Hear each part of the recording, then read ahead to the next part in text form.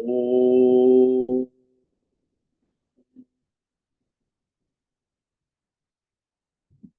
नमो भगवते वासुदेवाय।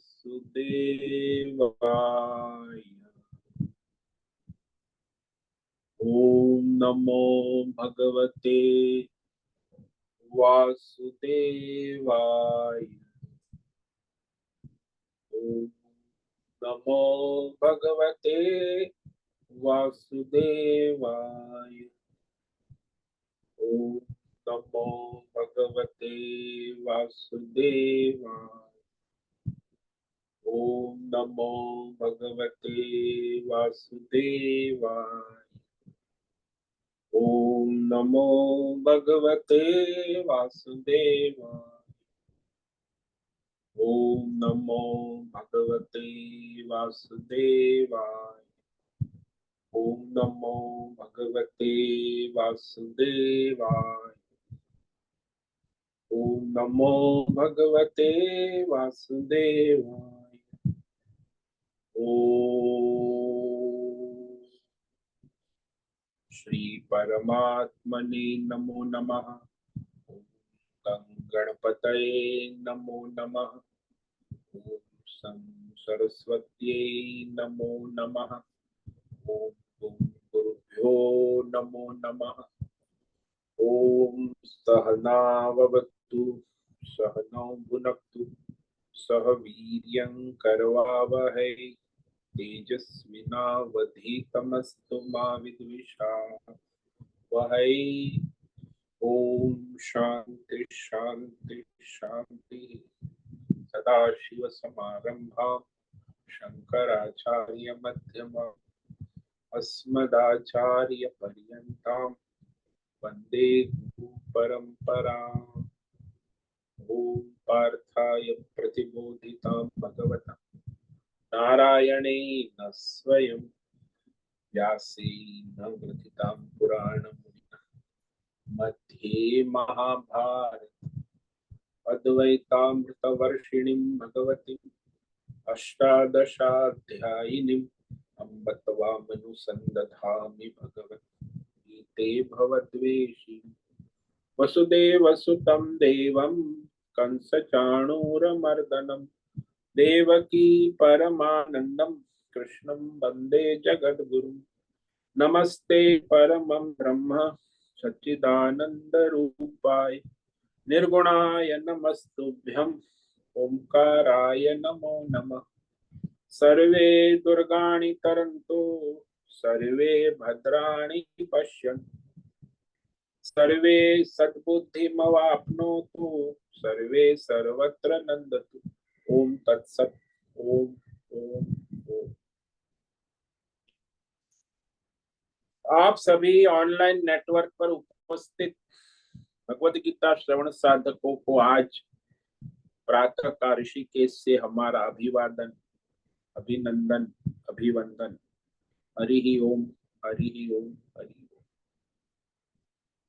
हम सबको आज का यह दिव्य दिन तन मन धन जन देश काल विषय वस्तु परिस्थिति अवस्थाएं अध्यात्म भौतिक दैविक क्षेत्र व्यष्टि समष्टि सभी को अपने अपने पूर्व में अनंत जन्मों में किए हुए संचित पाप पुण्य धर्म अधर्म मिश्र सकाम निष्काम कर्मों के पके हुए फल स्वरूप में वर्तमान में आज सभी अपने अपने प्रारब्ध अनुसार परमेश्वरी अचिंत्य योग माया के माध्यम से प्रसाद स्वरूप में प्राप्त हुआ है।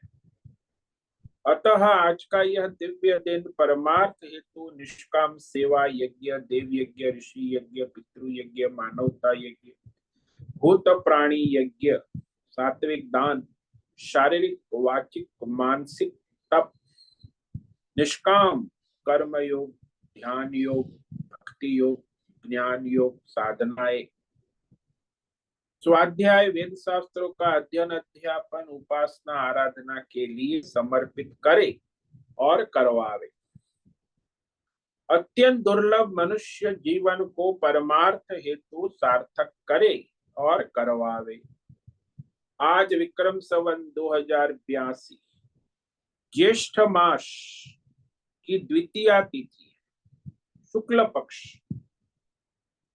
ये रात्रि 1:53 तक, उसके बाद तृतीया तिथि लग जाती है।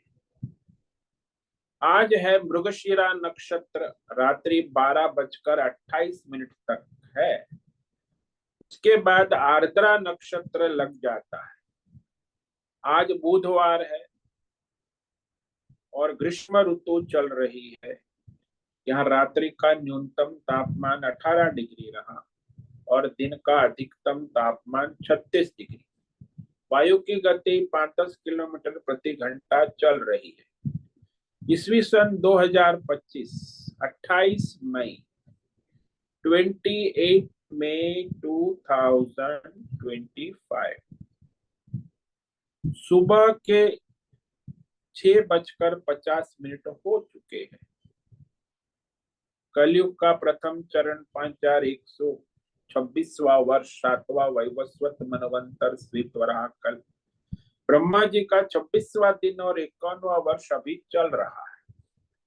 तो ऐसे अनंत कोटि ब्रह्मांडीय परमेश्वरीय अचिंत्य योग माया में हमारा यह एक ब्रह्मांड, इसमें ये पृथ्वी लोक में समुद्र के ऊपर जम्मू द्वीप में विश्व का एकमात्र वैदिक राष्ट्र भारत में उत्तर हिमालय प्रांत में उत्तराखंड राज्य में टिहरी जिले में हिमालयन शिवालिक पर्वतमाला के अंतर्गत मणिकूट पर्वत के ऊपर नीलकंठ महादेव के सामने, ऋषिकेश नगरी में मुनि की रेती प्रांत में शीशम जाड़ी में अवधूत बाड़ा आश्रम के सी ब्लॉक के पहले माले से 5 नंबर कमरे से गंगा किनारे से हम स्वामी उत्तमानंद सरस्वती भगवत गीता के आचार्य शिष्य स्वामी चिन्मयानंद सरस्वती महाराज चिन्मय मिशन कैवल्याद्वैत वेद व्यास भगवतपाद शंकराचार्य की श्रृंगेरी संन्यास परंपरा से शिक्षित दीक्षित सनातन वैदिक भारतीय हिंदू धर्मानुसार संपूर्ण भगवद गीता ज्ञान यज्ञ ऑनलाइन चैतन्यमय जीवंत लाइव प्रसारण के अंतर्गत व्याख्यान माला में अध्याय 12 भक्ति योग के श्लोक नंबर 13 और 14 पर संस्कृत एवं हिंदी में व्याख्यान करेंगे। दिव्य पवित्र सरल व्यावहारिक सटीक पूर्ण वर्ण अक्षर पद वाक्य पंक्ति श्लोक अध्यायों की संगति संधि अन्वय शब्दार्थ वाक्यार्थ भावार्थ रहस्यार्थ के यथार्थ तत्वार्थ तात्पर्य सहित वैदिक शास्त्र वेद व्यास साहित्य शंकर भाष्य एवं परंपरागत सन्यासी आचार्यों की टीका टिप्पणी सहित आज का यह भगवद गीता व्याख्यान करेंगे। कृपया आप सभी श्रद्धा भक्ति ध्यान से परिपूर्ण होकर के यह दिव्य श्रवण साधना करें। इसमें से कुछ ग्रहण करे, कुछ धारण करे, कुछ अपने जीवन में चरितार्थ करे और उसमें निरंतरता लाए। अपनी अपनी आध्यात्मिक भौतिक दैवी अशांति द्वंद्व मोह विक्षेपों से रहित होकर के अधार्मिक अशास्त्रीय परंपरागत भ्रम भ्रांतियों से रहित होकर के अपने अपने शरीर इंद्रिय प्राण मन वचन कर्म से एक रूप एकाग्र होकर के शुद्ध सात्विक सूक्ष्म भगवत विवेक बुद्धि करे। वेद शास्त्र एवं आचार्य परंपरा अनुसार विवेक बुद्धि करे। पुनः पुनः इस व्याख्यान का श्रवण करे, मनन करे, चिंतन करे, लेखन करे, चर्चा चारणा करे, प्रचार प्रसार करे, लिंक भेजे, ग्रुप में शेयर करे, अपना और सबका परम कल्याण करे और करवावे। ओम तत्सत। ओम। तो हमने श्रीमद् भगवद गीता अध्याय 12 भक्ति योग के श्लोक नंबर 13 पर विवेक विचार किया था। जिसमें भगवान आत्मज्ञानी अनन्य भक्त के परिचय दे रहे हैं। बायोडेटा कहो, परिचय कहो, उनका स्वरूप कहो, उनका जीवन चरित्र कहो, या आत्मज्ञानी अनन्य भक्तों का ऑटोबायोग्राफी कहो, ये सारा 36 लक्षण में संपूर्ण उसका व्यक्तित्व कैसा होता है, ये भगवान 8 श्लोक में बता रहे हैं, 13 से लेके 20 तक। यही मनुष्य जीवन का अंतिम लक्ष्य है, परम लक्ष्य। परमात्मा का साक्षात्कार हो चुका है, उसका ये व्यवहार विचार वाणी होती है। तो भक्त भक्ति भगवान सबका परिचय देने के बाद अब यहाँ भगवतमय होने वाले की स्थिति बता दी। तो ये लक्षण जिसमें हो तो वो मानो कि भगवान का अनन्य भक्त है, आत्मज्ञानी है, भगवत स्वरूपी है, भगवान का ही। तो उसमें ये लक्षण बताए हैं। ये जो लक्ष्य है साधक के लिए ये साधना है, और जो सिद्ध है उसमें ये सारे लक्षण सहज में होते हैं। अद्वेष्टा सर्वभूतानां मैत्र करुण एव च निर्ममो निरहंकार सम दुख सुख क्षमी। तो यहाँ भगवान इस श्लोक में सबसे पहला लक्षण है, ये सबसे बड़ा है, अद्वेष्टा सर्वभूतानां। ये भक्त का सबसे मुख्य लक्षण है। यदि द्वेष भाव वाला है तो भगवान से भक्ति नहीं कर सकते। द्वेष कितने प्रकार, व्यष्टि द्वेष, समष्टि द्वेष, भौतिक द्वेष, आध्यात्मिक द्वेष, दैवी द्वेष, ईश्वर में भी द्वेष, संप्रदाय में द्वेष, सारा द्वेषात्मक संसार है। और द्वेष जो है वो परमार्थ का विरोधी है। परमार्थी द्वेष ये अहंकार और ममकार से उत्पन्न, ये द्वेष एक स्वार्थ वृत्ति है। इसीलिए मनुष्य हमेशा द्वेष के कारण पतित होता है परमार्थ से। ये तो बहुत बड़ा शत्रु है। इसीलिए जो भगवान के भक्ति मार्ग में आगे बढ़ रहे उसे कहीं किसी के प्रति राग द्वेष होना, यही उसकी सबसे बड़ी बाधा है। सर्वभूता नाम कहा, किसी के प्रति भी द्वेष भाव न रहे। मैत्र, सबका निरपेक्ष स्नेह, कोई स्वार्थ नहीं, कोई संबंध नहीं, रिलेशन लेस रिलेशनशिप, संबंध रहित संबंध, जिसमें कोई स्वार्थ नहीं, केवल परमार्थ ही है। मैत्र करुण, कोई भी हेतु अपेक्षा रहित, निरपेक्ष दया। आजकल दया बहुत चलती है, एनजीओ चलते, लेकिन सब में अपना एजेंडा होता है। ये तो कोई एजेंडा नहीं है, केवल भगवान के लिए। करुण, कोई भी हेतु रहित दयालु। और फिर कहा निर्ममः, कहीं भी उसका ममत्व नहीं, ये मेरा है, सब भगवान का है, मैं भी भगवान का हूं। इसीलिए भगवत बुद्धि बनी रहती है, निर्ममः। हाँ, सेवक भाव होता है कि ये भगवान का है, घर भगवान का है, पत्नी भगवान की है, बच्चे भगवान के, व्यापार धंधा, मैं तो भगवान की सेवा करता हूं। दांत भी भगवान के है, आंख भी भगवान की है, और भूख भी भगवान की है, मैं भगवान की सेवा करता। तो इस तरह वह हमेशा ममत्व से रहित रहता। और जब ममत्व नहीं होता तो वो अहंकार से भी रहित होता। अहंकार अपना जो है देहोहम अस्मि, मैं, शरीर मन बुद्धि, स्थूल सूक्ष्म शरीर में अहंकार होता है। 24 तत्व का अहंकार होता है। जैसे जैसे बच्चा होता है, युवा होता है, युवा में अपने स्थूल सूक्ष्म शरीर का बहुत अहंकार होता है। लेकिन जब वो वृद्ध होता है 90 साल का, तो उसका जो स्थूल सूक्ष्म शरीर का अहंकार सूख जाता है। तो इसमें भी अहंकार तो रहता है बुढ़ापे में भी।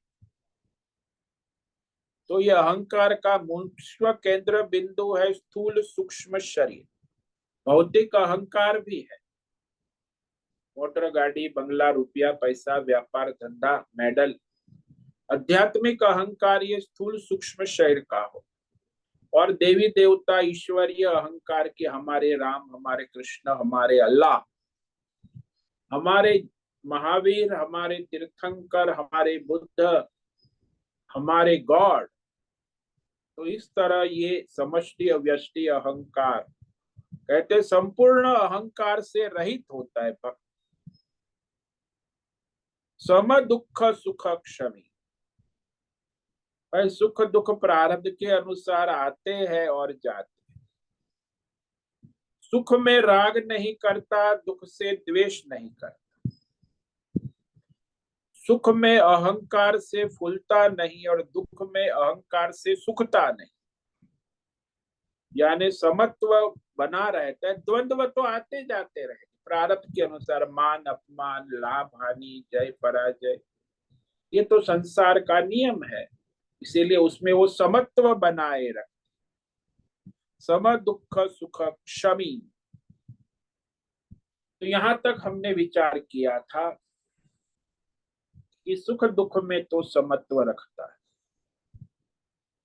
दुख या सुख को वह निवृत्ति या प्रवृत्ति का हेतु नहीं बनाता, इसीलिए उसके लिए सुख दुख समान है। दोनों में असंगता है, उपरामता रखते हैं। आते जाते ऐसा नहीं कि भक्त है तो सुख दुख नहीं, सब आता है। प्रारब्ध के अनुसार सुख भी आता है, दुख, लेकिन वो आता जाता रहता है। उसके लिए वो आग्रह नहीं करता, दुख को धक्का नहीं मारता और सुख को पकड़ के नहीं रखता। आया तो आया, गया तो गया। सुख दुख में समत्व रखता। और फिर कहा क्षमी, क्षमावान हो, जिसने हमारे साथ दुर्व्यवहार किया है, अपराध किया है। संसार में मनुष्य जन्म जन्म तक क्षमा नहीं करता। एक जन्म में, अभी मानो किसी ने आपको कुछ गलत कह दिया, तो वो जन्म जन्म तक वो विरोध करेगा, क्षमा नहीं करेगा। कोई भी छोटा बड़ा अपराध हो, मनुष्य क्षमा करना नहीं चाहता। केवल साधु ही होता है वही क्षमा कर। संसार लोगों में देखो, मैं देख लूंगा, तू देख लेगा, उसने मुझे ऐसा कर। कितने व्यवहारिक परिवार, भाई बहन, परिवार, रिश्ते नाते, पड़ोसी, गांव वाले, तो अपराध तो होते ही रहते। लेकिन अपराध करने वाले को भी क्षमा कर देना, अभय दान देना, माफी देना, दंड की भावना न रखना, ये बहुत दुर्लभ है। क्षमाशील जैसे वृक्ष होता है, वृक्ष क्षमाशील होता है। पत्थर मारता है वो, तो उसे फल देता है। माता भी क्षमाशील होती है अपने संतान शिशुओं के प्रति। शिशु बहुत कष्ट देता है, वो युवा होके भी कष्ट, लेकिन माता जो है क्षमाशील होती है, अपने संतानों के अपराधों को सहन करती। संसार में जो ये सारी जो मनुष्य बुराई है अच्छाई है, खासकर बुराई की बात करें तो बुराई से परंपरा बढ़ती। लोग बुराई सुनना चाहते हैं, बुराई करना चाहते हैं, बुराई करते हैं और वो बढ़ाते रहते हैं। आज जो विश्व में हम देखते हैं, सभी सरकारें, सबके अपने कॉन्स्टिट्यूशन, संविधान, सभी राष्ट्रों की अपनी अपनी दंड नीति है। और ये दंड नीति और उनके कानून बदलते रहते अपने अपने। लेकिन जितनी दंड नीति कड़क होती है, उतने ही अपराध भी बढ़ते हैं। इस्लाम में दंड नीति बहुत कड़क है, लेकिन इस्लाम में अपराध भी इतने ही होते हैं, अधिक होते हैं। हमारे सनातन धर्म में दंड नीति अपराध को क्षमा की बात है। कोई सरकार में, कॉन्स्टिट्यूशन में, विश्व में कहीं भी कोई अपराध को क्षमा करने की बात नहीं है, दंड नीति चलती है। और इस दंड नीति के कारण ही विश्व में अपराध बढ़ते ही जाते। आपने मानो कि आपका पुत्र है, उसने कुछ गलत काम कर दिया और उसे आपने दंड दिया, तो दंड के बाद वो फिर गलत करेगा, फिर दंड दिया तो फिर गलत करेगा, और फिर वो दंड उसके लिए एक साधन बन जाए, अपराधी साधन, अपराध का साधन। तो कई बार देखा गया ये दंड जो है वो भी अपराध का लेकिन अपराध रोकने के लिए, लेकिन ये दंड अपराध का साधन बन जाता है, दंड अपराध को बढ़ाने लगता है। यानी अपराधी को क्षमा करना, ये सनातन धर्म का एक बड़ा महत्व। एक महात्मा हमारे हो गए स्वामी दयानंद सरस्वती, आर्य समाज। तो किसी ने षड्यंत्र करके उनके रसोइये को कुछ दे दिया कि उसे जहर देना खाने में। अब वो रसोईया लोभी लालची था, उसको कुछ पैसे दे दिए थे वो षड्यंत्रकारियों ने, विधर्मियों ने, खासकर ये मुस्लिम है, ईसाई वाले, ये लोग सब षड्यंत्र करते हैं। साधु संतों का षड्यंत्र इनका है, हमारे साधु संत षड्यंत्र नहीं करते। तो वो उनके संप्रदाय में दूसरे के धर्म को हानि पहुंचाना, वो उनके लिए धर्म होता। तो दयानंद सरस्वती महाराज को रसोइये ने जहर दे दिया। अब उन्होंने तो खा लिया, खाने के बाद पता चल गया, महात्मा थे, रसोईया को बुलाया, अरे तूने इसमें जहर डाल दिया। बोले हाँ महाराज, अब क्या। बोले ये ले पैसे, 1000 रुपया, और जा यहाँ से भाग, कहीं भी भारत बॉर्डर पार कर जा, नेपाल चले जा। अब तूने जहर दिया है, लोगों को पता चलेगा, मेरे प्राण निकल जाएंगे, तो कोई तुझे जिंदा नहीं छोड़े। इसीलिए तू तुरंत यहाँ से भाग जा। पैसे भी दिए भागने के, और जो जहर देने वाला है उसको अभय दान दे रहे हैं। इतना बड़ा अपराध करने वाले को भी अभय दान देते हैं, दंड नहीं देते, 1000 रुपया देते हैं, भागने के लिए सारी मार्गदर्शन करते हैं कि नेपाल की ओर चले जा, नहीं तो यहाँ तुझे कोई बचे नहीं देगा। तो ऐसे है क्षमा, क्षमा की ये पराकाष्ठा। ऐसे ही अपराधी के प्रति जितना क्षमा भाव होगा, उतना ही आपका आत्मीय भगवत भाव बना रहे। ऐसे ही कहने मात्र से नहीं, माफी कर दिया, माफ कर दिया, मगर अंदर से संपूर्ण अंतःकरण सहित इसमें बड़ी सहनशीलता चाहिए। क्षमा का अर्थ होता है सब अनुकूल प्रतिकूल की परिस्थितियों में सहन शक्ति बनाए रख। देश काल विषय भौतिक अध्यात्म देव, अनुकूलता और प्रतिकूलता दोनों में सहन शक्ति चाहिए। अनुकूलता में जैसे कहो सुख आता है, दुख आता है, संसार में तो प्रारब्ध के अनुसार आता ही है। कभी भौतिक अध्यात्म दैव दुख आ गया, तो उसे सहन करो, स्वीकार करो कि भाई ये प्रारब्ध है, और प्रारब्ध के अनुसार कभी भौतिक अध्यात्म दैव सुख आ गया तो उसे भी सहन करना सीखो। सहनशीलता ही क्षमाशीलता है।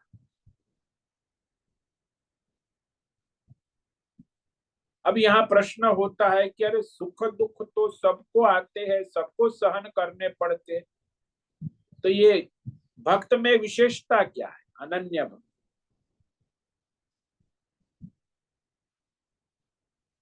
तो देखो विशेषता ये है कि सारे के सारे सुख दुख प्रतिदिन आते जाते रहते, सहन करते रहते हैं,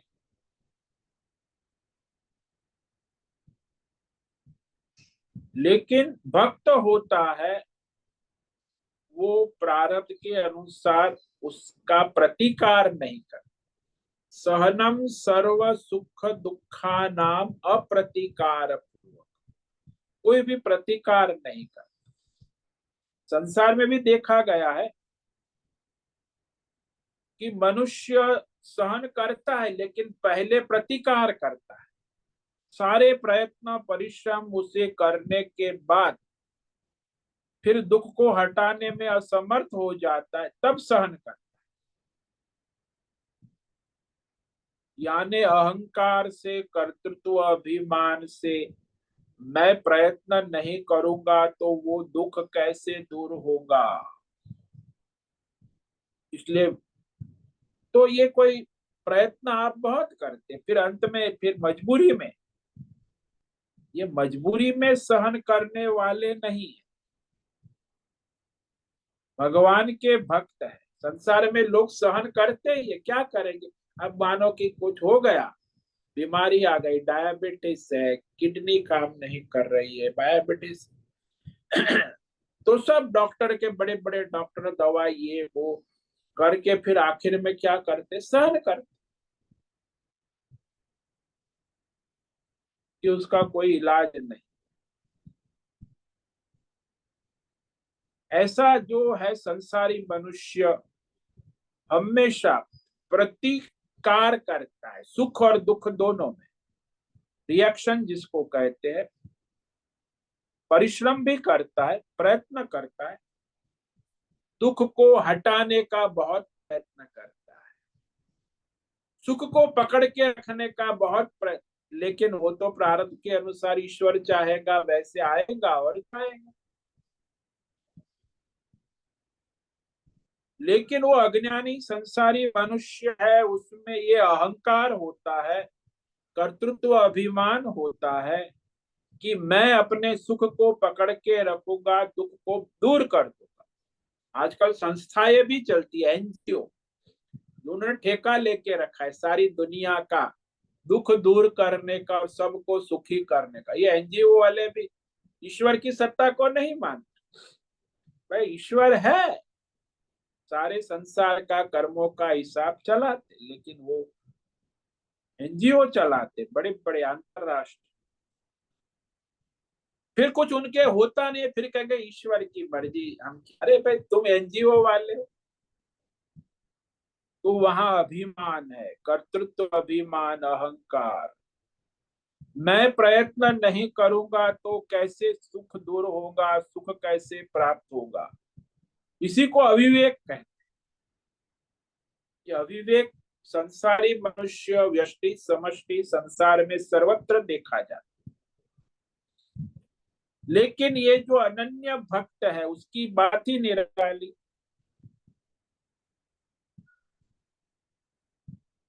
सहन तो करता है लेकिन बिना कोई प्रतिकार के, बिना कोई परिश्रम के। ऐसा नहीं है कि मजबूरी में सहन करना पड़ता। यहाँ ये जो अनन्य भक्त आत्मज्ञानी भगवतमय जीवन जीने वाला है वो क्षमाशील है। चाहे कोई कितना भी अपराध कष्ट कर ले, कितना भी नुकसान कर ले, मारपीट कर दे, उसके अंदर राग द्वेष निर्विकार रहता है, यानी राग द्वेष की वृत्ति उत्पन्न ही नहीं। जैसे लुटेरा था, कोई लुटेरा आ गया तो लुटेरे ने महात्मा को पीट दिया, मार दिया, घायल कर दिया। थैले में तो कुछ था नहीं, और लुटेरे ने कहा कि अरे बाबा कुछ पैसा पैसा क्यों नहीं रख, और मारा। बिना पैसे वाला बाबा, वो पीट के वहां रास्ते पे पड़े हैं। तो वो लुटेरा तो मार के चला गया। फिर दूसरे रास्ते में यात्री निकले तो अरे बाबा जी आपको किसी ने उठा लिया, उनको दो हाथ पकड़ के विश्राम स्थल में ले गए, सेवा करने लगे। तो कह रहा है कि बाबा जी आपको इतना किसने मारा? बोले देखो, जितना जिसने मारा वही मेरी सेवा कर रहा है।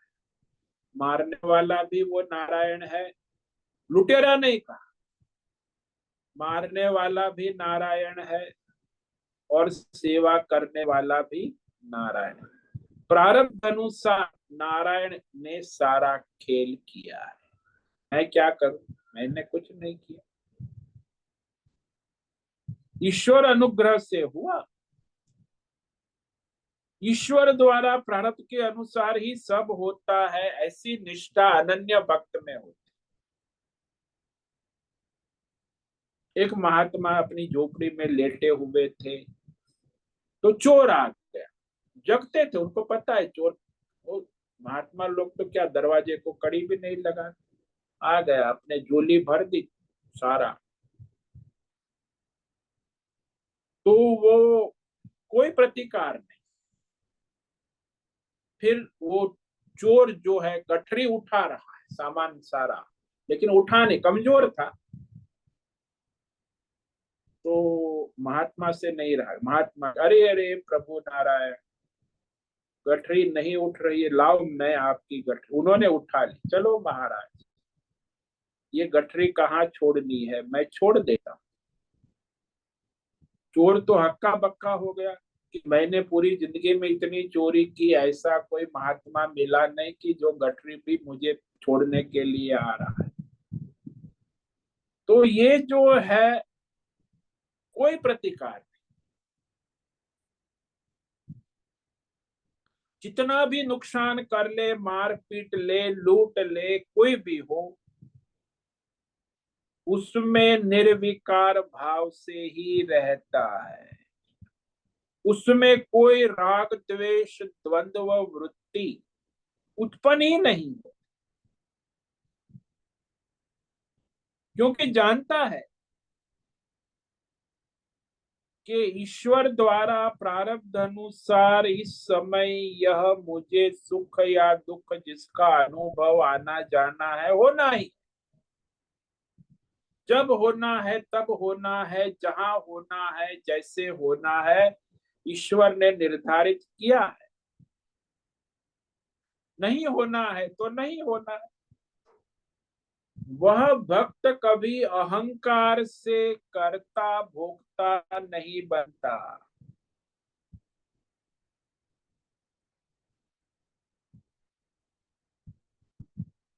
इसलिए संसारी मनुष्य क्या करते, अहंकार से कर्ता बनकर फिर सुख को लाने का प्रयास करते हैं, अहंकारी कर्ता बनकर दुख को हटाने का प्रयास करते हैं। ये कुछ अहंकार है ही नहीं, भगवत समर्पण है।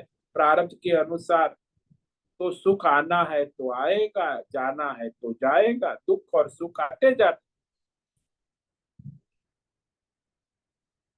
तो उसे कोई अहंकारता भाव नहीं, मैं सुख का करता हूं, मैं सबको सुख देता हूं। यष्टि समष्टि दोनों ले लेना, इस सुख दुख में समष्टि आजकल बड़ा एनजीओ का बहुत चलता है, संस्थाओं का। ये व्यष्टि समष्टि अहंकार है, ये अज्ञान से उत्पन्न। ऐसा भ्रम भगवान के भक्त में नहीं होता है कि वो जान चुका है कि ये सारा संसार में व्यष्टि समष्टि में जो भी हो रहा है, ईश्वर के द्वारा व्यष्टि समष्टि प्रारब्ध के अनुसार निर्धारित है। सुख और दुख आते जाते हैं, भक्त भगवान का स्मरण बनाए रखता है, अत्यंत सहनशील, उसी को यहाँ क्षमी कहा, क्षमावान। सहनशीलता नहीं है तो क्षमावान नहीं हो सकता। तुरंत मन को दंड देने का विचार आता, अरे तूने अपराध कर दिया, तुझे दंड मिलेगा।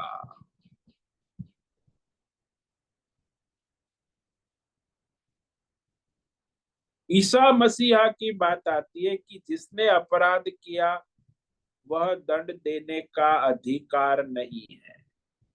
एक आयत है बाइबल में कि जिसने जीवन में एक भी अपराध नहीं किया है उसे दंड देने का अधिकार है। जिसने अपराध, एक भी अपराध किया, वो किसी को भी, अपराधी को दंड देने का अधिकारी नहीं है। ईसा मसीहा को सूली पर चढ़ा, वो तो संत महात्मा थे ना, सूली पर चढ़ा दिया तो भी उन्होंने यही प्रार्थना की, हे भगवान, ये अनजान है, अज्ञान है, इनके इस पाप का दंड इनको मत देना, क्षमा कर देना।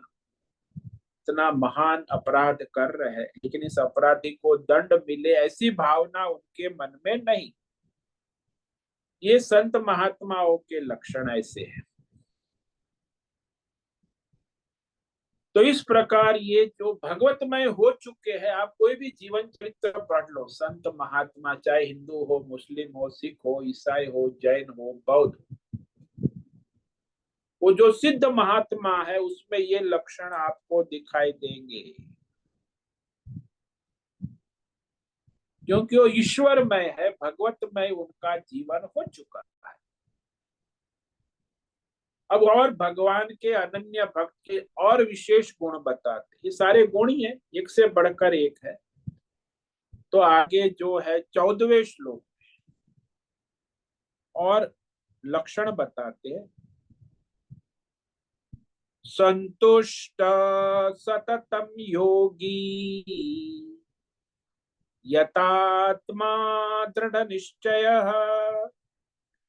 मय्यर्पित मनो बुद्धि यो मद भक्त समे प्रिय। सततम संतुष्ट योगी यथात्मा दृढ़ निश्चय मय्यर्पित मनो बुद्धि मद भक्त, भगवान कहते वही मेरा भक्त, अनन्य भक्त, सच में प्रिय, वो मेरी आत्मा है, मेरा ही स्वरूप। में प्रिय का मतलब है वो मैं ही हूं, मेरी ही आत्मा है, मेरा भक्त, मेरा ही स्वरूप। योगी सततम संतुष्ट, भक्त योगी है ना, अनन्य। सततम, सदा सर्वदा सर्वत्र सब परिस्थितियों में, सुख या दुख में, प्रारब्ध अनुसार जो भी मिल जाए छूट जाए, सतत संतुष्ट रहता, यानी स्वयं को या किसी को बदलने की कोई इच्छा ही नहीं। चाहे विधि राखे राम, ताही विधि रही। संसार में उसे कोई बदलने की इच्छा ही नहीं, कुछ बदलना चाहता भी नहीं है। जो है प्रभु का है, जैसा है वैसा है, संतुष्ट रहता। एक बार एक महात्मा नाव में बैठ गए, तो नाव जो है चल रही थी और उसमें छेद हो गया, तो पानी जो है अंदर आने लगा नाव में। तो सारे यात्री हक्के बक्के हो गए, पानी निकालने लगे, जिसके पास जो साधन था नाव से पानी निकालने लगे। और ये महात्मा अपने कमंडलू से नदी का पानी नाव में डाल रहे हैं। बोले, अरे महात्मा जी, ये आप क्या कर रहे हैं, पागल हो गए? ये नाव डूब रही है, आपको पता है छेद हो गए, और आप नाव में पानी हम लोग निकाल रहे हैं और आप डाल रहे हैं। कई लोग तो उस पर गुस्सा भी हो गए, फिर भी वो तो कमंडलू से अपना पानी नदी से लेकर नाव में डाल रहे हैं। तो सारे लोग मेहनत करके छेद को दबाने के लिए कुछ न कुछ लकड़ा टुकड़ा जो भी लगा, नाविक ने उस छेद को बंद कर दिया। छेद बंद हो गया तो पानी आना बंद हो गया। फिर पानी जो नाव में थी सब निकाल रहे थे, तो संत महात्मा ने वो पानी जो नाव का था निकालने लगे। बोले अभी क्यों निकाल रहे माता? अरे भाई अब पानी में नाव डूबने वाली नहीं है, ईश्वर की इच्छा बदल गई। जब पहले ईश्वर की इच्छा थी, मैं तो ईश्वर की इच्छा वाला महात्मा हूं ना। ईश्वर की इच्छा थी कि नाव डूबनी है, इसलिए छेद हो गया, तो मैं पानी डाल रहा था। अब ईश्वर की इच्छा है कि नाव ना डूबे, तो मैं अब पानी बाहर निकाल रहा हूं। अरे जैसी ईश्वर की इच्छा है वैसे ही हम महात्मा लोग रहते हैं, तो इस तरह वो संतुष्ट है। तो ये महात्माओं का व्यवहार जो भगवतमय है, उनका व्यवहार आश्चर्यमय है। आम लोगों को तो आश्चर्य लगा रही है, पागल बाबा है, पागल है, उसके लिए तो पागल ही है। जो ईश्वर के अनुसार, ईश्वर की इच्छा के अनुसार अपना जीवन व्यवहार करता है, उसको संसार में मूर्ख कहा जाता है, पागल कहा जाता है। कोई प्रयत्न नहीं करता है तो वो संतुष्ट रहता है। और इस तरह सदा संतुष्ट, संतुष्टम, सततम। और योगी भी कहा, अनन्य योगी। सततम का अर्थ होता है सदा, सर्वत्र, सब देश काल परिस्थिति में, चाहे जैसा भी हो। शरीर निर्वाह की बात आए तो शरीर की स्थिति रखने के लिए रोटी, कपड़ा, मकान, रोटी चाहिए, कपड़ा चाहिए, मकान चाहिए, मिल जाए अथवा ना मिले। शरीर निर्वाह स्थिति कारण जो भी विषय वस्तु प्राप्त हो या ना हो, दोनों परिस्थिति में वह संतुष्टि बनाए रखे। संतुष्टि यानी अलम, संतुष्टि का मतलब बस भगवान ने दिया है बहुत, जो भगवान ने दिया है, कम दिया ज्यादा दिया ऐसी उसे शिकायत नहीं। अरे भगवान तुमने मुझे कम दिया, भगवान तुमने मुझे ज्यादा दे दिया। अलम प्रत्यय है, अलम, अलम बुद्धि, संतुष्टि, परम संतुष्टि। जो प्रारब्ध के अनुसार ईश्वर से मिला वही सबसे ठीक है, उचित है, वही मेरे लिए कल्याणकारी। ईश्वर ही मेरे प्रारब्ध को चला रहा है, और जो नहीं मिला वो भी ईश्वर की इच्छा है, वो भी ठीक है। कभी कभी मनुष्य को, भक्त को बढ़िया चीज, राजभोग मिल जाए तो वो भी भगवान का प्रसाद है। और कभी सूखी बाजरे की रोटी मिल जाए, उसमें भी वह संतुष्ट रहता है। ऐसा नहीं कि मैं साधु हूं, मैं तो सूखी बाजरे की रोटी ही खाऊंगा, मैं राजभोग, 56 भोग नहीं लूंगा, ऐसा नहीं। जो मिल गया प्रारब्ध में है वो तो मिलना ही है। कभी हलवा पूरी, कभी सूखी रोटी। रहने के लिए कपड़ा कभी फटा पुराना मिल गया, कभी नया मिल गया। रहने के लिए कभी गंगा किनारा मिल गया, कभी झोपड़ी मिल गई, कभी महल मिल गया। निरंतर, सदा, सर्वत्र, सबसे, सब देश काल परिस्थिति में, सब विषयों में संतुष्ट ही रहता है। सततम, सततम शब्द है और योगी शब्द है। मनुष्य को, जो अज्ञानी संसारी मनुष्य को असंतोष क्यों होता है? आप लोग संसार में असंतोष में रहते क्यों है? उसका कारण क्या है? किसी न किसी भौतिक, अध्यात्म, दैव, व्यष्टि, समष्टि अपेक्षा है। अपेक्षा कहो, कामना कहो, कामना वाला कभी संतुष्ट नहीं रहता है। अपेक्षा वाला, क्योंकि अपेक्षा के अनुसार तो कुछ होता नहीं, ईश्वर की अपेक्षा ईश्वर चाहेगा वैसे होगा। और जीव अपनी अपेक्षा अहंकार से लेके कामना लेकर बैठता है, तो उसी के कारण संसारी मनुष्य हमेशा असंतुष्ट रहता है।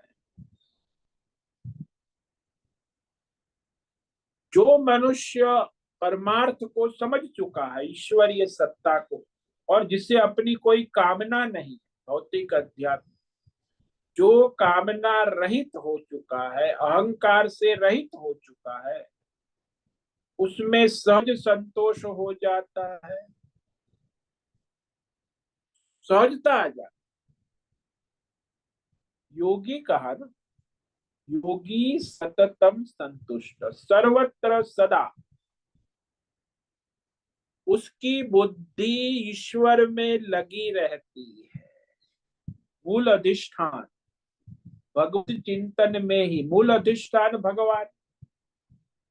योगी का मतलब ये है कि युग जुड़ा हुआ है, निरंतर भगवान से जुड़ा रहता है, सततम संतुष्ट। जैसे शिशु है 6 महीने का, 1 साल का, अब वो रोटी कपड़ा मकान उसका सारा, नहाना धोना खाना पीना सोना दूध पीना सब वो माँ के ऊपर निर्भर रहता, वो जानता है, बालक है ना शिशु, माँ जैसे रखता है वैसे रखती है, वैसे वो शिशु रहता है और निरंतर संतुष्ट रहता, कोई शिकायत नहीं करता। भाई शिशु है, जाही विधि राखे माँ ताही विधि रही, नो कंप्लेंट एट ऑल, कोई कंप्लेंट कोई शिकायत, जो ईश्वर की इच्छा है वो मान्य है, स्वीकार्य है।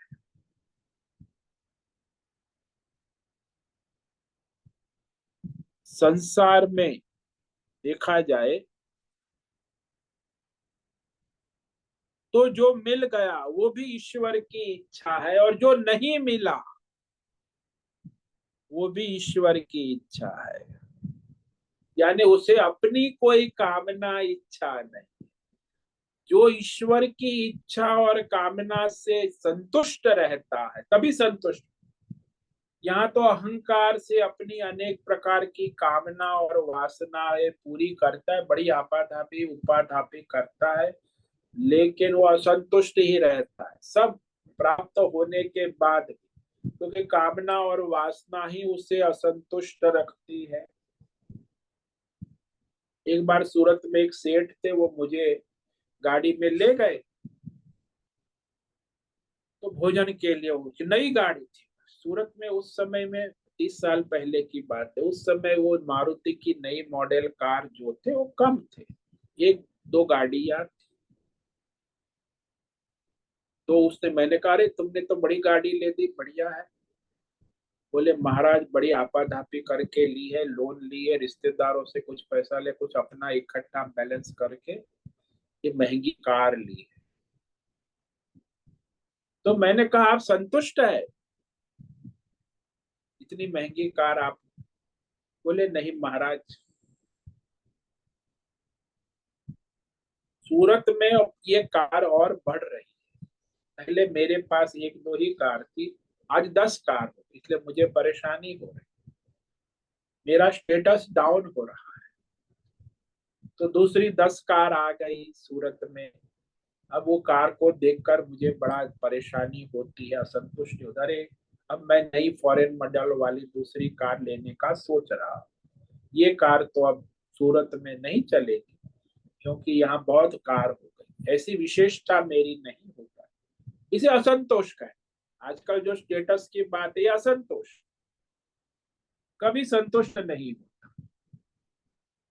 और इस तरह जो योगी है, क्यों संतुष्ट है? योगी शब्द है ना कि निरंतर ईश्वर से जुड़ा हुआ है, सततम, और संतुष्ट भी सततम है, योगी सततम संतुष्ट।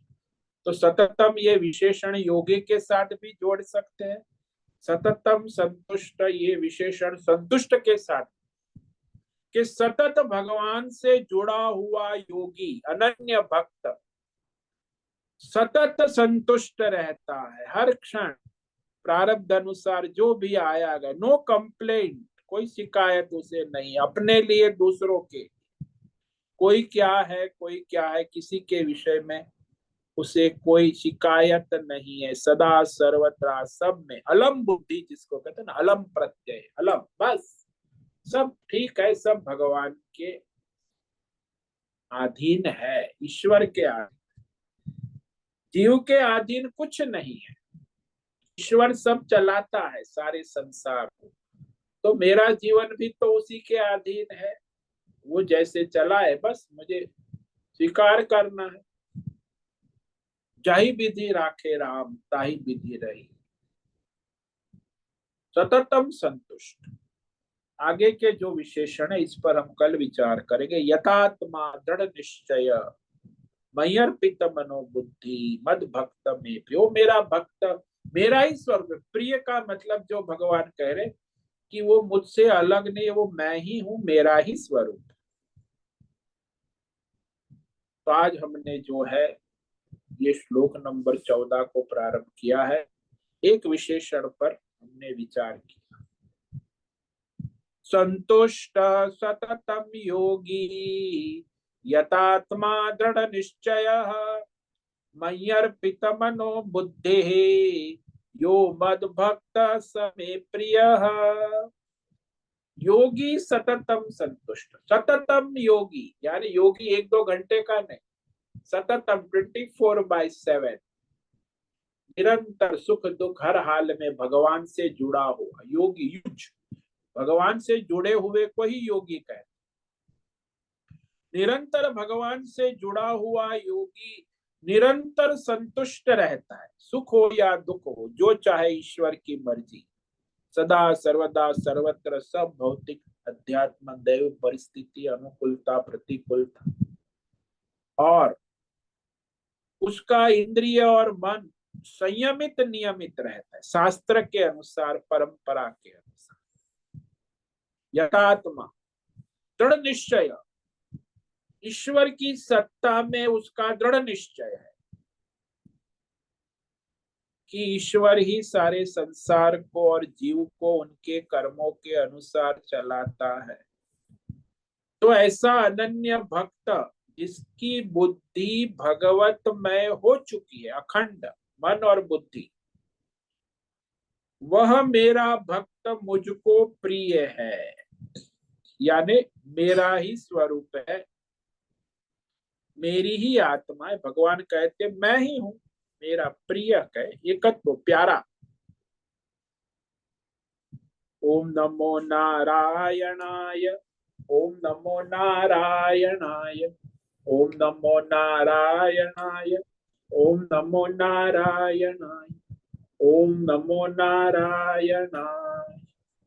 कायेन वाचा मनसेन्द्रियेण वा बुद्ध्यात्मना वा प्रकृते स्वभावात् करोमि यद्यत् सकलं परस्मै नारायणायेति समर्पयामि।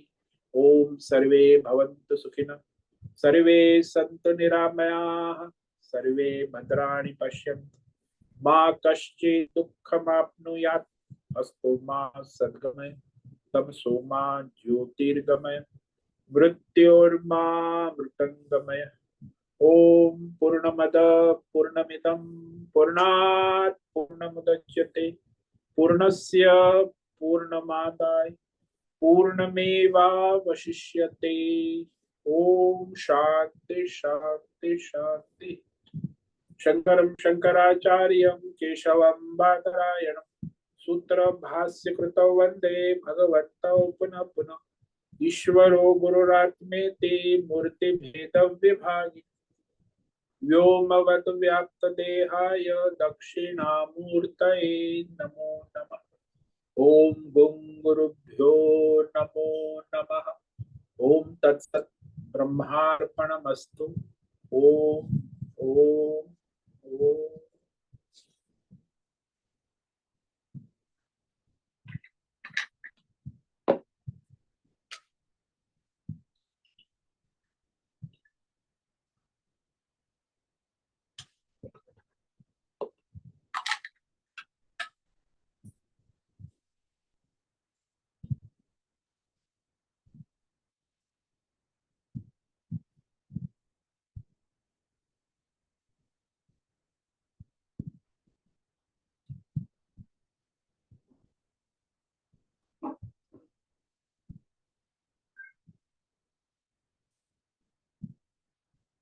प्रश्नोत्तरी का समय है, किसी को कोई प्रश्न है पूछ सकते हैं।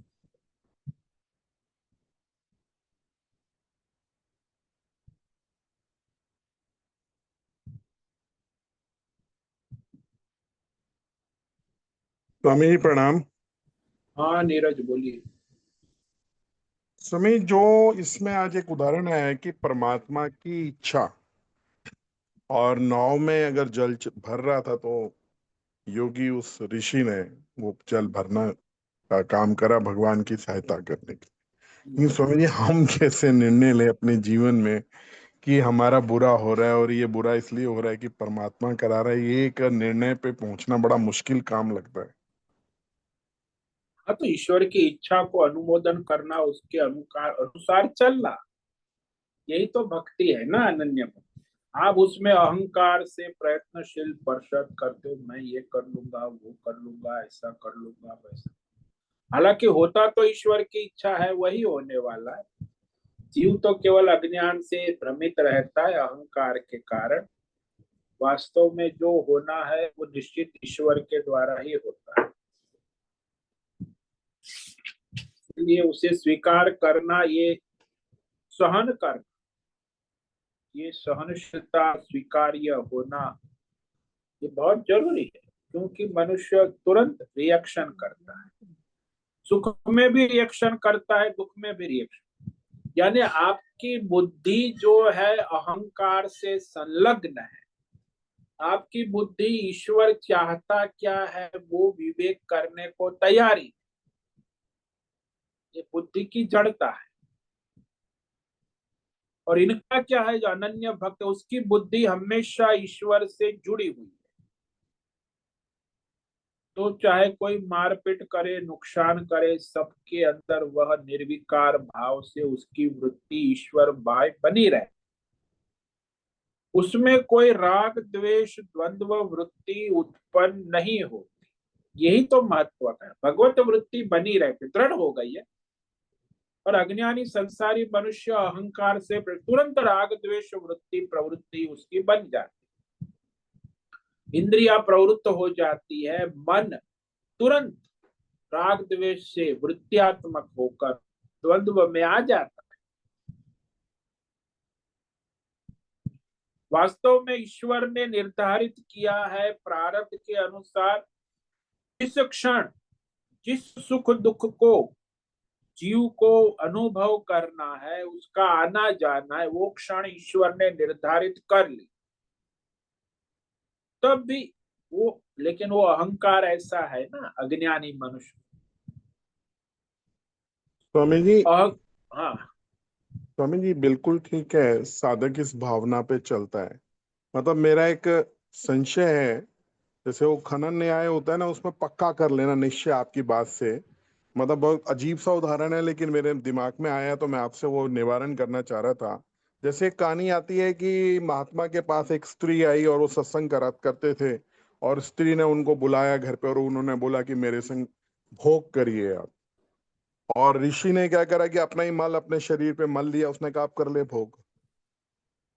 तो कहने का मतलब, प्रयत्न तो उसने करा उस परिस्थिति से हटने के लिए। नहीं, वो महात्मा नहीं, वो भक्त नहीं, वो साधक अवस्था का महात्मा। दृष्टांत आप समझो किसके लिए। सिद्ध महात्मा है, साधक महात्मा है, अलग अलग दृष्टांत सब जगह नहीं लगता है। सिद्ध महात्मा हम्म। का दृष्टांत यही होता है जो यहाँ भगवान का है। साधक महात्मा के ऐसे बहुत सारे दृष्टांत होते हैं। तो यहाँ विवेक करना आवश्यक है कि कौन है, साधक है कि सिद्ध है कि संसारी है। क्योंकि साधक में और संसारी में अहंकारता बना रहता है। तो अहंकारता बन करके ही वह सुख और उस सुख को लासता है, दुख को हटाने का प्रयास करता है। ऐसा ये अज्ञान अहंकार भ्रम होता है, उसी के द्वारा होता है। जो भगवतमय है ना, उसमें ऐसा अज्ञान से उत्पन्न अहंकार और भ्रम नहीं होता है। वो दृढ़ है कि प्रारब्ध अनुसार ईश्वर द्वारा निर्धारित सुख दुख आते जाते हैं, उसका समत्व अखंड बना रहता है। यानी अखंड सहनशील, ये सहनशीलता की पराकाष्ठा है। क्षमी उसी को क्षमी, सहनशील, सुख को भी सहन करता है, दुख को भी सहन करता है, प्रारब्ध अनुसार आते हैं और जाते हैं। और ईश्वर ने निर्धारित, जिस क्षण सुख आना है आना ही, जिस क्षण जाना है और दुख आना है आना ही, उसकी क्षण ईश्वर ने निर्धारित की है। तो वो सामान्य संसार और एनजीओ वाले और भारत सरकार इसको नहीं माने, वो तो भक्ति जानेगा और माने।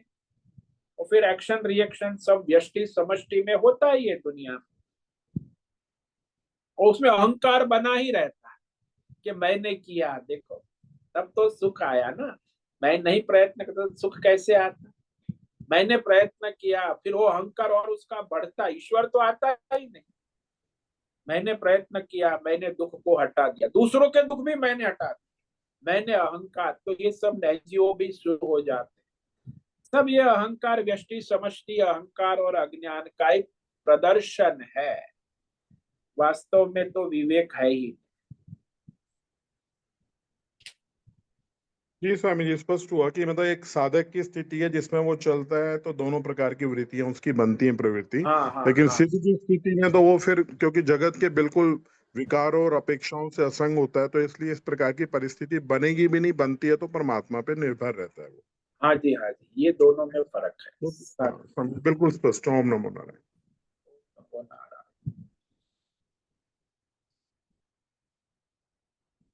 ओम नमो नारायणाय स्वामी जी।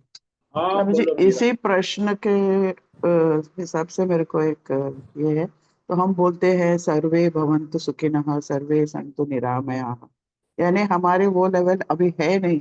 हम भगवान को बोलते हैं सबको सुखी करो, यानी जो अगर आपने सुखी रखा है तो सुखी रहेंगे, उस लेवल तक हम पहुंचे नहीं है। हम प्रे कर रहे हैं कि सबको सुखी करो, तो ये हमारा लेवल थोड़ा अभी तक लो लेवल, साधक है ना, साधक ये साधक। हाँ साधक हाँ। लेवल है, सिद्ध लेवल नहीं। हम्म। तो ये जो प्रेयर हम लोग दूसरों के लिए करते हैं, लेकिन वो भी अपना लेवल के हिसाब से ही हम करते हैं, सबको हाँ सुखी जी, करो, ये करो, हाँ वो वो करो। आप साधक लेवल में, सिद्ध में उसको प्रार्थना करने की जरूरत नहीं, तो भगवान तो तो देख वो ही रहे। करेगा ही नहीं, करेगा ही वो नहीं, कि जैसे भगवान रखता है वैसे ही रहेंगे सब लोग। हाँ, जय विधि राखे राम ताई विधि नहीं, उसको तो कोई प्रार्थना करने की जरूरत ही नहीं। तो हम अपने लेवल पे सोचते हैं हम दूसरों के लिए करते हैं प्रार्थना, तो हम बहुत ग्रेट हैं। हाँ वो अहंकार है, सूक्ष्म अहंकार है, सूक्ष्म अहंकार है। हाँ। अहंकर्ता अहंकार होगा तब हमारा तक ये सब। हमारा प्रार्थना भी बताता है कि हमारा अभी तक लेवल कौन सा है। देखो ये सबसे बड़ा अज्ञान कि ईश्वर की सत्ता का स्वीकार नहीं करना, ये अज्ञान अहंकार को उत्पन्न करता है। जैसे अच्छा। शिशु है, वो माता के सत्ता का स्वीकार करता है, उसमें अहंकार नहीं, माँ जैसे रखती जैसे है वैसे। हाँ। वैसे रहता है। वही लेकिन जब स्वामी जी जवान हो जाता है, युवा उस हो जाता है, हाँ तो हाँ ये हाँ स्वामी जी, मेरे को ये प्रश्न भी पूछना था।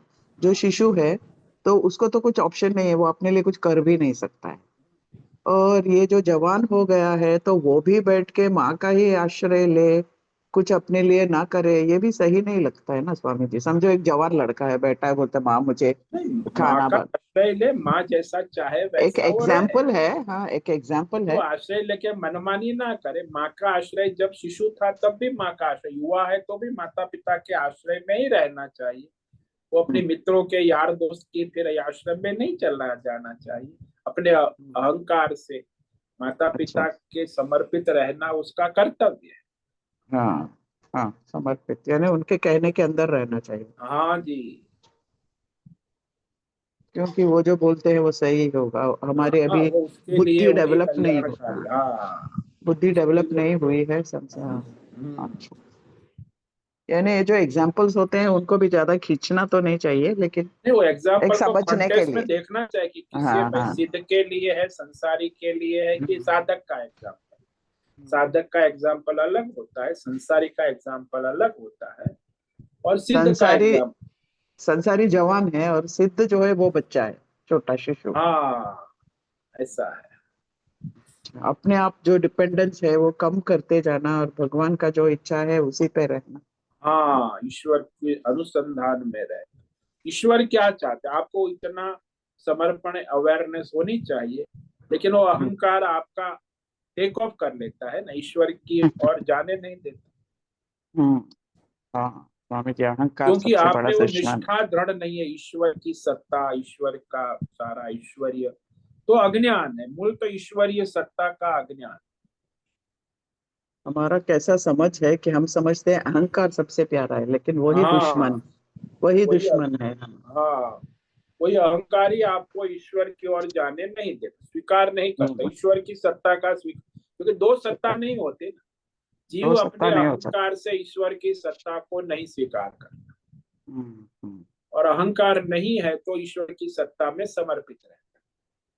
यानी सिर्फ अपना स्वधर्म करो, भगवान को हाँ समर्पित होके, वो भी, और कुछ प्लानिंग नहीं करना है, क्योंकि प्लानिंग करने से कुछ होता नहीं है। कुछ नहीं, जो जो ईश्वर भगवान है चाहे वही होता है, वही होता है। इसलिए सावधान रहना। और टेंशन वेंशन लेके प्लान बीन क्यों करने का, आराम से वो रहो बस, ना। हाँ जब आ गया ईश्वर ने, चलो हो गया तो कर, किसी ने बुला लिया कि आ जाओ यहाँ, तो चलो ईश्वर की इच्छा समझ के अपना स्वधर्म कर लो। और अगर हमने जो प्लान किया वो नहीं हुआ तो भी सोचना कि ये भगवान का इच्छा नहीं है, और जो होगा भगवान के इच्छा के हिसाब से होगा। हाँ उसी के अनुसार होना है, और क्या। प्लानिंग प्लानिंग उसमें आप चाहे कुछ डिसअपॉइंट नहीं करो होना, अरे या मैंने ना प्लान। करो, उससे कोई मतलब नहीं होता, करो तो भी हाँ, कोई आपको ईश्वर की सत्ता का स्वीकार रखना है कि ईश्वर चाहेगा वैसे होगा, भले हमने प्लानिंग किया या नहीं किया।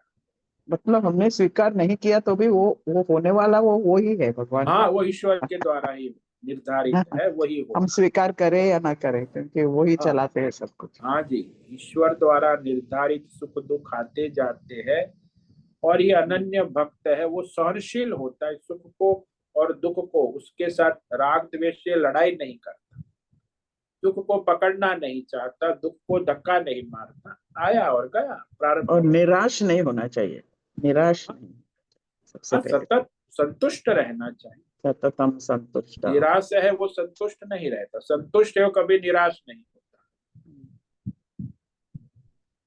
मुझे समझ के, ओम नमो नारायण। ठीक है, आज उपस्थित है प्रकाश आनंद दोसा, होस्ट है राजेश मोलकर, नैना पुरोहित, संजीवनी श्रीरंग रानडे, अजय रत्न पारखी, अनुराधा जेठे, जीवी कुमार, नीला जोशी, जयंती पांडा, मीरा उच्चिल, मीनाक्षी काले, नीरज, पंकज भट्ट, पृथ्वीराज मालव, रेशा रथ, सुचिता पाटिल, सुनील ठाकुर, उषा मेनन, विशाल बेडेकर और अंजलि जोशी।